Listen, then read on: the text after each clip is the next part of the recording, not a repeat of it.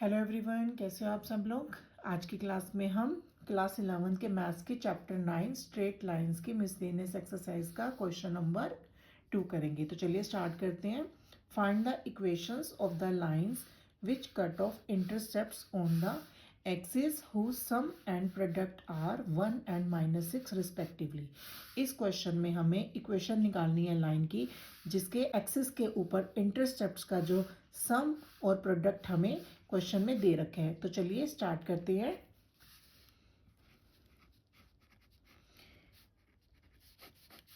Equation of intercepts.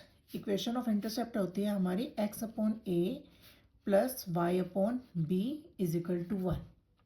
तो यहाँ पर a और b जो है वो x एक्सिस और y एक्सिस पर इंटरसेप्ट है।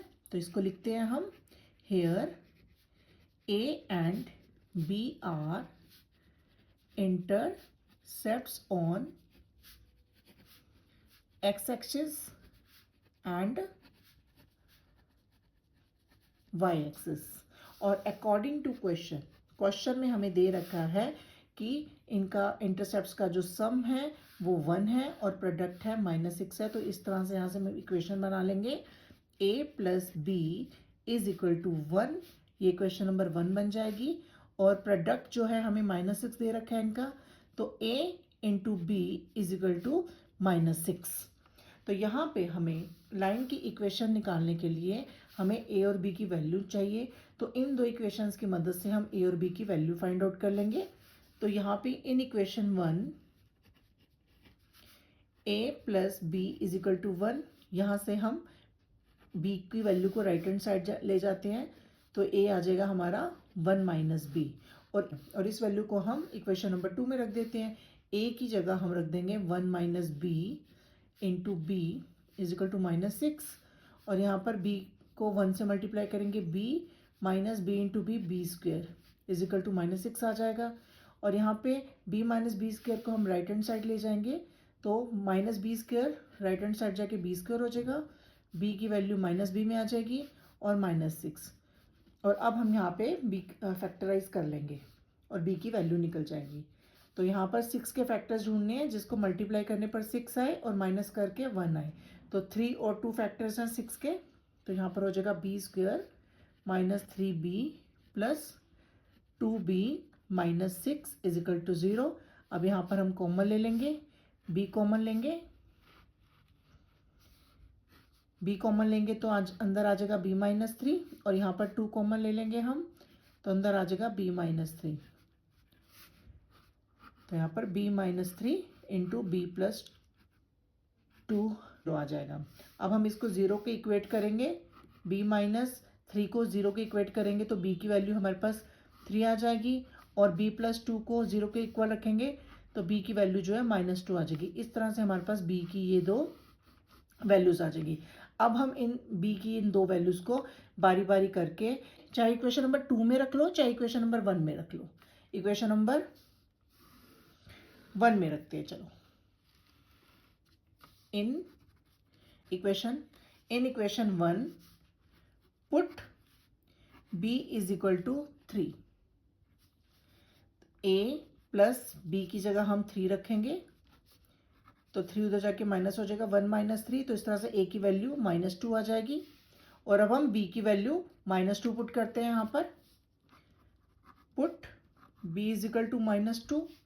तो यहाँ पे a की वैल्यू जो आ जाएगी, b की जगह -2 पुट करते हैं और जो a की वैल्यू हमारी आ जाएगी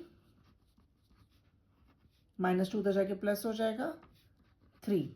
तो इस तरह से हमारे पास a की वैल्यू -2 और a की वैल्यू 3 आ जाते हैं। एक तो हमारे पास a की वैल्यू है, हमारे पास दो वैल्यूज आ गई हैं, a की वैल्यू -2 एंड b की वैल्यू 3, और दूसरा a की वैल्यू 3 एंड b की वैल्यू -2। तो इस तरह से हमारे पास दो केस बन गए हैं। तो इन दोनों को यूज करके हम लाइन की इक्वेशन निकालते हैं।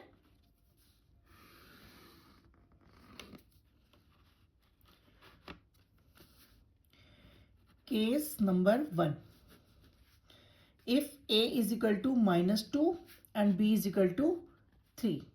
तो यहाँ पर लाइन के इक्वेशन ऑफ इंटरसेप्ट्स में हम ये वैल्यूज पुट कर देंगे, x upon -2 plus y upon 3 is equal to 1।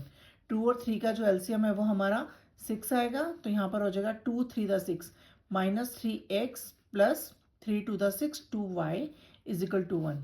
तो इस तरह से -3x plus 2y is equal to 6 1 the 6, और यहाँ पे माइनस कॉमन ले लेते हैं, तो यहाँ पर हो जाएगा 3x माइनस 2y, यहाँ पे माइनस हमने कॉमन ले लिया बाहर, इज इक्वल टू 6, और 3x minus 2y is equal to -6। ये हमारी इक्वेशन बन गई।